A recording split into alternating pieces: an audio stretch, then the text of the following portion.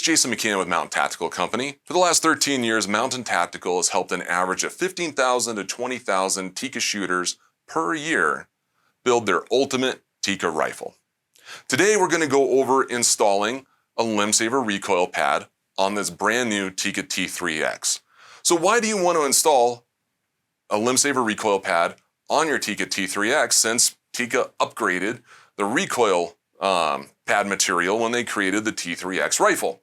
Well, if you watched our anatomy of the Tikka T3X video series, when we get to the stock video, we talk about how it looks like there's a lot of recoil pad here, but there's actually a plastic insert inside of here that reduces the actual recoil absorption material to just 1/4 of an inch. Our favorite recoil pad is the Limbsaver AirTech, and this gives you 1 inch of nice, cushy recoil absorbing material to absorb the recoil from this nice light 300 Win Mag that will not be a whole lot of fun to shoot with this recoil pad. So, without further ado, let's dive into this install. So to install your Limbsaver Recoil Pad to your Tikka T3X or T3, you're going to need a few tools. You're going to need a high quality gun cradle or gun vise to hold your stock steady while you're working with it.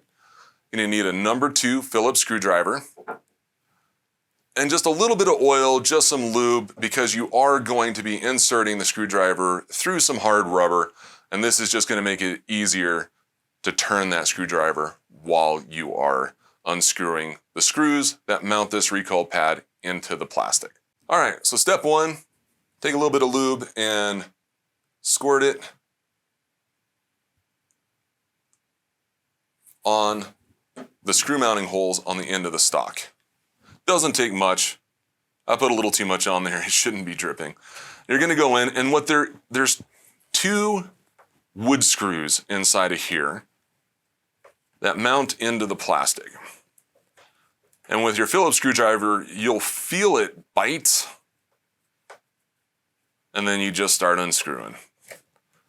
And then I like holding the recoil pad tight against the stock so that when the head of the screw comes out, it actually pops completely out of the recoil pad, which is going to save me a couple steps with installing the new pad.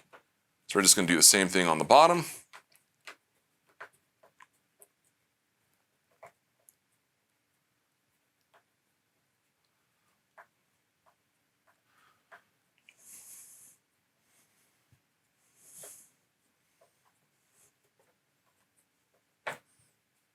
See if we can get that screw head to pop out. Sometimes it does, sometimes it doesn't. Sometimes I just have to push it out once I take the recoil pad off. All right, that one I don't think is going to come out. Nope, it didn't want to come out. So I'm just going to take this, push this against my vise here, and you can see that screw head popped right out. So I'm going to remove these mounting screws. They're identical, so it doesn't matter which one's on top or which one's on bottom. Grab my new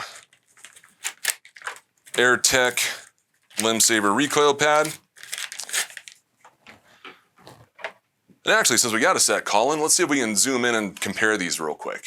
All right, so putting these 2 recoil pads side by side, you can see this is going to add a little bit of length of pull to your rifle, maybe 1/4 inch. And you can see just how much squishier that AirTech is. But what you really notice is when you flip these over, obviously I have a solid backing right here, you notice that this is hollow. And so you have this plastic insert in here prior to getting to the actual recoil bearing surface, that rubber that's absorbing recoil. So if we put this on the side, you can see that that plastic goes to about here, which means you only have that small amount of recoil bearing rubber, where on the Limbsaver, you have a full inch of nice, cushy recoil absorbing material. Okay, so installation is just the reverse. You're going to take your mounting screws, push it through